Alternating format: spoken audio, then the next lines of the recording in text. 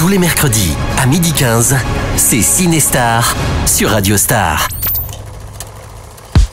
Bonjour à tous et bienvenue dans Cinestar, votre émission cinéma sur Radio Star. Je suis Kevin et j'ai avec moi aujourd'hui Salim. Bonjour.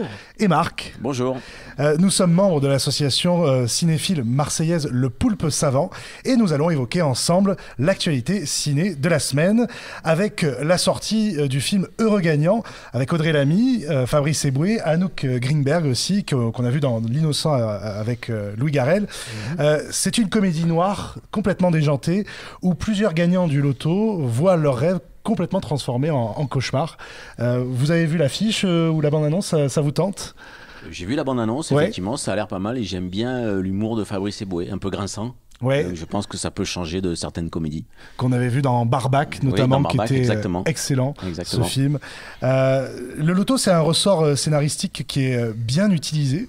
Est-ce que vous avez comme ça quelques films qui parlent de l'auto parce que c'est quand même quelque chose qui est très très utilisé. Moi j'ai pensé par exemple au film Le Boulet avec Benoît Poelvoorde et José Garcia et Gérard Lanvin qui est un film complètement déjanté qui est excellent. Oui.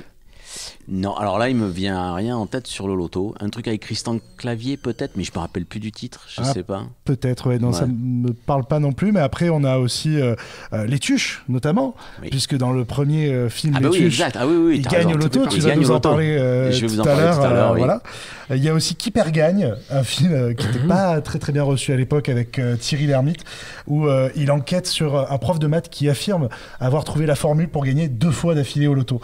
C'est un film un peu enquête du début des années 2000. Un film underground. Ça fait partie. Un petit peu, voilà. Ça fait partie des tropes qui sont un peu exploitées dans pas mal de séries et de films. Le ticket de loto gagnant ou le personnage qui va perdre son ticket gagnant. Voilà, toujours. Et qui va courir après, tel un mirage. Voilà.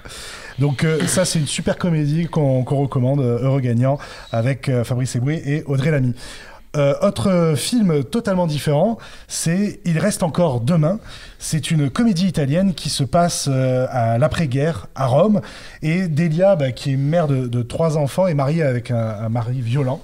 Et avec l'espoir de jours meilleurs au sorti de la guerre, elle et les fiançailles de sa fille aînée, eh bien elle va essayer de s'émanciper.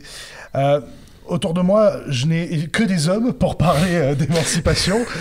Évidemment. Est-ce que vous êtes tenté quand même de voir ce film qui a été un carton en Italie, 5 millions d'entrées en Italie? Oui, parce que je trouve toujours intéressant de voir déjà des films étrangers et de voir des films étrangers qui ont cartonné dans leur pays d'origine. Alors parfois, on est un peu déçu parce que les mentalités ne sont pas forcément les mêmes. Et puis parfois, c'est très intéressant de voir des films qui ont fait un gros succès dans leur pays d'origine et d'essayer de comprendre aussi, pourquoi pas, la société du pays en question, quoi. Moi, puis très honnêtement, d'après la bande-annonce, il a l'air d'avoir des choix esthétiques intéressants dans le film. Donc pourquoi pas, j'ai envie de dire, ça a l'air d'être plus qu'une simple énième revisitation de la période de guerre en Italie sous la dictature. Donc pourquoi pas donner une chance un peu. C'est un film en noir et blanc. Oui, voilà, tout à fait. Totalement en noir et blanc. Et c'est vrai que c'est un film qui a beaucoup marché en Italie, notamment parce qu'il y a eu un féminicide en Italie qui a marqué toute la jeunesse étudiante là-bas. Et du coup, le film est devenu un peu un porte-étendard pour le combat des femmes. Et c'est un film du coup assez universel en cela qu'il concerne évidemment toutes les femmes du monde. Et d'ailleurs, en termes de cinéma social, quand même, il y a une histoire dans le cinéma italien. Grande tradition, tout à fait. Une grande tradition, donc je pense que ça peut être un beau film. Avec des réalisateurs comme Elio Pietri notamment, et d'autres encore. Donc. Tout à fait, c'est bien le souligner. Autre film qui s'inscrit un petit peu dans cette mouvance, c'est La Nouvelle Femme avec Leila Bekti, qu'on retrouve ici dans un rôle très différent de ce qu'elle a l'habitude de faire, puisqu'elle interprète une célèbre courtisane en 1900, au tout début du siècle, et elle a un secret un petit peu honteux, c'est que son fils est handicapé. Elle va quitter Paris pour rejoindre Rome et rencontrer Maria Montessori. C'est un nom qui vous parle peut-être? Oui, c'est l'école Montessori, c'est tout à fait. celle qui a fondé exactement. cette il y a Freinet, Montessori, c'est un peu les méthodes pédagogiques oui, c'est ça, c'est des méthodes alternatives. Oui. Bon, c'est beaucoup sujet à discussion, à polémique. Ouais. Mais aujourd'hui, c'est une méthode qui est de plus en plus appréciée des parents. Et c'est donc aussi un petit peu un biopic aussi sur cette femme-là, qui est une femme médecin et qui a développé des méthodes d'apprentissage qui perdurent au travers du temps, puisque aujourd'hui, en 2024, eh bien, elles existent toujours.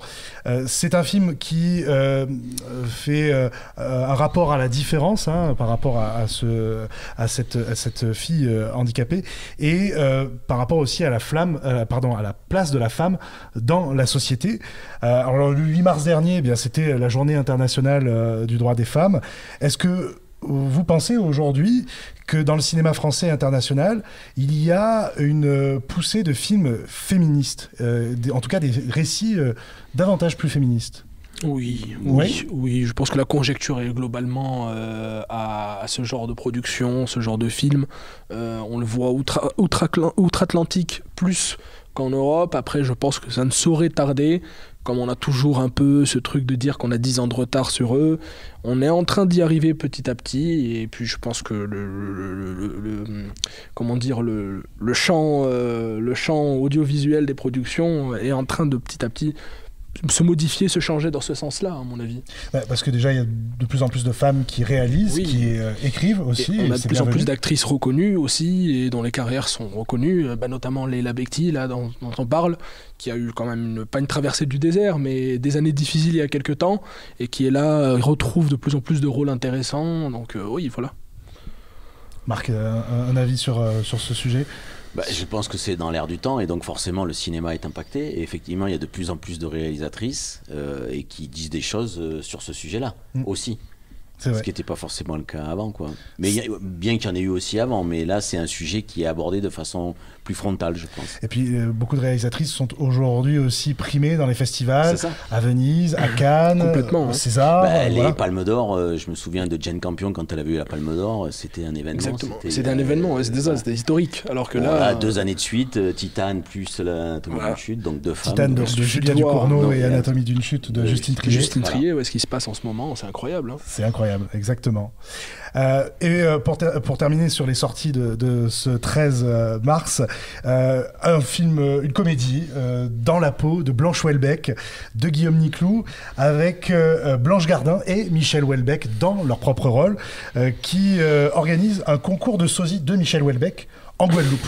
Voilà, c'est complètement absurde et c'est aussi ce qu'on apprécie. Je sais que toi, tu lis Michel Houellebecq. Moi, je suis un grand fan de Michel Houellebecq, écrivain. J'ai lu tous ses bouquins. Après, son personnage et ce qu'il a pu faire au cinéma, bon, je pense que ça tient plus de l'anecdote et en tous les cas, ça rend pas justice à sa qualité d'écriture. Tu t'es bien gardé de me le dire, ça, que t'es fan de Michel Houellebecq avant de commencer l'émission. Écrivain. C'est pareil, c'est du pareil au même. Hein. Donc moi, pourquoi tu n'aimes pas Michel Houellebecq? Non, moi ni sa plume ni tout ce qu'il a bien pu produire, voilà. Pourquoi donc ce serait. Je pense que le format s'adapte pas trop à l'explication. Non, voilà. Là, en l'occurrence, en plus, on combine parce que là, on est dans de la comédie, typiquement ce dont je parlais dans le dernier numéro, hein, le genre de comédie française dont je ne suis pas client. Et puis là, en plus, on a une humoriste, Blanche Gardin, qui est loin d'être la pire du métier. Hein, oui, qui est même plutôt appréciée au demeurant. Appréciée aujourd'hui, tout à fait, qui a un discours très différent et en plus, voilà. d'autres stand-uppers et stand-uppeuses. Mais là, on a le film centré sur Michel Houellebecq, etc. C'est tout ce que tu n'aimes pas. Autant dire que voilà, c'est le pot pourri de ce que j'apprécierais pas. C'est sûr que ça va être un film un petit peu clivant, mais en tout cas, il est en salle ce 13 mars. Est-ce que vous avez des rôles d'ailleurs en tête d'acteurs qui jouent leur propre rôle dans les films? Alors moi, j'ai John Malkovich. John Malkovich, oui, évidemment, bien sûr. dans le film. dans la peau de John Malkovich, justement, qui est incroyable et que j'invite tout le monde à aller voir parce que c'est une expérience à vivre, je pense. Tout à fait. Et toi, Marc? Alors moi, je pense à un film avec Al Pacino, mais je me rappelle plus du titre, qui est assez récent et où il reprend son propre personnage de ce qu'il a joué au théâtre. Enfin, c'est par rapport à une pièce de théâtre, mais je me rappelle plus du titre. Je suis désolé. Bon, on ira chercher. Je crois que c'était produit à Paris. Je l'avais raté. J'avais eu envie d'aller la voir, mais j'avais raté. C'était effectivement un truc très intimiste sur Al Pacino justement, qui se jouait lui-même, qui revenait un peu sur sa carrière. Voilà, c'est ça. Sur les différents personnages qu'il avait incarnés, etc. Ça m'étonne pas parce que c'est un acteur qui. Comment dire, s'apprécie beaucoup en tant qu'acteur aussi. Mais même si j'aime beaucoup tous ses rôles, mais c'est un acteur, voilà. Peut-on lui donner tort, hein. C'est sûr. Moi, je pensais aussi à JCVD. Oui, Jean-Claude Van Damme. Il y a aussi Rock'n'Roll avec Guillaume Canet et Marion Cotillard, qui était très drôle sur sa première moitié et je trouve très raté sur la deuxième. Mais d'ailleurs, JCVD qui a été annulé à mon grand regret. Hein. Pour moi, je fondais beaucoup d'espoir sur cette série. Jean-Claude Van Johnson. Pour son retour, j'espérais vraiment que ça allait acter le retour de Jean-Claude Van Damme dans le show business, mais bon. Là, je crois que 2024, c'est un peu terminé. Pour lui, quand on voit Stallone et etc., bon, on peut se dire qu'il y a encore de l'espoir, mais. Ouais. Je pense qu'il y a quand même une nouvelle génération qui fait que aujourd'hui c'est compliqué de faire des films d'action. On le voit avec les Expendables, c'est plus crédible au bout d'un moment. Non. Moi, j'ai un dernier film dont je voulais parler d'acteurs qui jouent leur propre rôle, c'est Jean-Philippe. Avec Johnny Hallyday quand même, où Johnny Hallyday n'existe pas dans Lucchini. Un monde alternatif avec Lucchini, qui est une super comédie que j'avais beaucoup appréciée. La semaine dernière, on était en congé et il y avait deux autres sorties dont je voulais parler un petit peu en bref. Il y a La salle des profs, qui est un film allemand sur une prof qui est complètement paranoïaque et qui fait état d'un vol au sein de la salle des profs, et c'est un super film. Et on a aussi 14 jours pour aller mieux, comédie avec Maxime Gasteuil, Zabou Breitman, Chantal Lobby et plein d'autres, Michel Boujna. Voilà, c'est une super comédie qui cartonne bien en ce moment. Donc voilà, je vous invite à aller voir ces deux films en salle qui sont sortis la semaine dernière. Pour terminer, pour continuer, tu voulais parler des Tuches tout à l'heure. Ce soir, donc, il y a la diffusion du numéro 1 des Tuches, et qui est un film qui est apprécié du public, mais qui est souvent descendu par la critique. Et moi, je m'estime pas critique de cinéma, mais enfin quand même, un petit peu, j'ai un peu un regard. Et je trouve que c'est un film, j'aime beaucoup les Tuches. Parce que d'abord il y a Jean-Paul Rouve qui est quand même le meilleur acteur de comédie français en ce moment. Je trouve que ce sont des comédies plutôt bien rythmées, malgré quelques défauts. Et surtout, ce que j'apprécie dans les Tuches, c'est ce discours un petit peu anticonformiste dans la société dans laquelle on vit aujourd'hui, qui valorise la performance, l'argent, la réussite. J'aime bien cet esprit dans les Tuches, un peu de la fainéantise, pas la magouille, mais disons les petites combines. Voilà. Et c'est un esprit que j'aime bien. Et c'est un film que je défends tout le temps. Je peux des fois me disputer avec certains amis qui me disent mais c'est nul. Je dis mais non, moi j'aime bien. Voilà. Ouais, c'est un film qui a toujours un peu à contre-emploi. Enfin, en tout cas, les personnages et l'histoire, ils sont toujours à l'opposé d'une espèce de bien-pensance. C'est ça. Dans la Tuche 2, quand même, le gamin qui est pris en main par l'Américain dans une école de commerce pour en faire un trader, et puis qui finalement abandonne tout pour retourner avec sa famille dans une caravane. Moi, je trouve ça assez frais comme idée. Voilà. Et ça passe donc à la télé. Ça passe à la télé sur TMC ce soir à 21h25. Et toi, tu voulais nous parler aussi de notre film qui passe à la télé. Oui, tout à fait. Grand classique. Alors, par contre, moi, mon fardeau est plus léger que celui de Marc à porter, parce que moi, je dois défendre, non pas les Tuches, mais vous parler de L'Arme fatale, du coup, de Richard Donner, qui est un immense classique. Hein. Ai-je besoin véritablement de présenter le film ? Je vais le faire quand même, bien évidemment. Donc, c'est un film sorti en 87, comme je disais, qui suit les agents Riggs et Murtaugh, incarné par les immenses Danny Glover et Mel Gibson. Tout à fait. Dans le film, on a un casting en or massif, avec Joe Pesci entre autres et bien d'autres acteurs ultra connu et reconnu. Le film, très rapidement, raconte l'histoire de 2 anciens soldats du Vietnam reconvertis dans la police qui vont se retrouver mêlés dans une affaire de stupéfiants à Los Angeles, il me semble, c'est ça ? C'est ça. Teinté sur un fond d'histoire familiale, d'anciennes camaraderies perdues, etc. Donc voilà, je vous invite à aller voir ce buddy movie, cet immense classique du buddy movie. Exactement, L'Arme Fatale. Quand on pense à un buddy movie, on pense directement à L'Arme Fatale et toutes les suites dire qu'il a donné naissance à tous ceux qui sont venus après. Hein, exactement. Et Mel Gibson est magistral. Oui, totalement. Voilà. On est d'accord. Et sans transition, vous savez, c'est la petite tradition, on se quitte sur un petit jeu ensemble. Alors, à l'occasion du 8 mars et de la journée internationale du droit des femmes, je voulais faire un petit jeu sur, on va dire, les symboles de sexisme au cinéma. Alors, il y a des choses que je voulais, des petites questions que je voulais proposer. Est-ce que vous savez ce que c'est que le syndrome de la Schtroumpfette ? Est-ce que vous sauriez me dire ce que c'est ? Vous avez entendu cette expression déjà ? Non, mais alors, on en a parlé. On a un membre du public qui nous en a parlé hier dans le cadre du plan culte. Donc, tous les mardis à l'Arplex. Voilà, si vous voulez venir nous voir. Et justement, comme on présentait le film Rashomon d'Akira Kurosawa, tout à fait. Lors de notre débat, justement, on a un membre du public qui nous a parlé de cet effet Schtroumpfette qui s'appliquait justement au personnage féminin du film. Oui. Le seul personnage féminin du film. Donc, c'est un récit qui est centré en fait autour de protagonistes masculins. Tout à fait. Et où les personnages féminins existent souvent qu'à travers les personnages masculins, ou qu'à travers leur rôle de femme, voire qui n'existent pas du tout, en fait. Voilà, ça c'est le syndrome de la Schtroumpfette. Uniquement un objectif, Exactement. Dans le scénario. On en voit beaucoup dans des films d'action. Complètement. Aujourd'hui, quand même, les choses sont en train de changer, puisqu'il y a quand même de plus en plus de femmes héroïnes aussi de films d'action. Est-ce que vous pourriez me citer aussi 3 critères pour passer le test de Bechdel ? Vous savez ce que c'est ce test qui... Non, désolé. Alors, oui. C'est compliqué parce que le test de Bechdel, tout le monde pense que c'est quelque chose... Enfin, c'est un test qui est pris au sérieux, comme une vraie unité de mesure dans le cinéma, etc. Mais ce qu'il faut savoir, c'est qu'à la base, c'est une blague. Hein.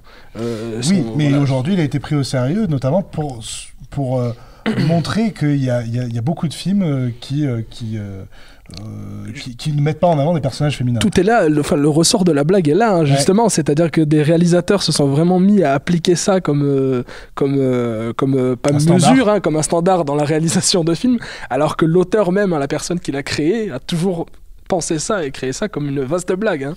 Donc le comique de la situation est là, en vérité. Alors, est-ce que vous savez ce que c'est, du coup, les règles ? Je te laisse expliquer, peut-être. Les règles, donc, des 3 critères pour passer le test de Bechdel, il doit y avoir au moins 2 femmes qui ont un nom et un prénom dans le film. Il faut que ces 2 femmes parlent ensemble, parce que souvent elles parlent avec d'autres personnages qui ne sont pas des personnages féminins, et qu'elles parlent ensemble de quelque chose d'autre que d'un rapport avec un homme. Ok. Voilà. Et dans ce sens-là, on aura un film qui aura passé le test de Bechdel. Tout à fait. Et aujourd'hui, des exemples un petit peu ? Alors, pas d'exemple, c'est une bonne question, mais aujourd'hui, il y a un film sur 2 en France qui passe ce test de Bechdel. Donc, il faut dire qu'il y a quand même encore du chemin à parcourir. Et puis une dernière petite question, est-ce que vous savez ce que c'est que la femme dans le frigo ? Aussi. Ça, c'est une expression qu'on utilise souvent, tu sais. En tant que grand lecteur de comics, oui, je sais. C'est souvent un trope qui est appliqué dans le cinéma aussi, hein, qui consiste à avoir un personnage, justement, qui va avoir soit un passé sombre, et bien souvent, ça va consister à justement une affaire dans laquelle il va avoir tué sa femme à un moment, et puis dissimuler le cadavre dans le frigo. D'accord. C'est ça. Et c'est issu, tu disais, d'un comic qui est Green Lantern. Ouais, non, c'est Ant-Man, je crois. Non, c'est dans Green Lantern. C'est dans Green Lantern où, en fait, littéralement, la femme, elle est mise dans le frigo et en fait, ça sert de ressort au personnage masculin pour braver toutes les aventures qu'il va avoir et essayer de, à la fin du comic, sauver cette femme qui est emprisonnée dans le frigo. Voilà. Donc, j'espère que vous aurez appris plusieurs choses aujourd'hui. Mais c'est pas grave. Mais au moins, voilà, aujourd'hui. Carton plein pour Salim. C'est ça. Bravo Salim et merci de nous avoir suivis. À très bientôt pour un prochain numéro de Cinestar. Au revoir. Au revoir. Au revoir. Retrouvez-nous en podcast vidéo sur radiostarsud.fr et sur l'app Radio Star.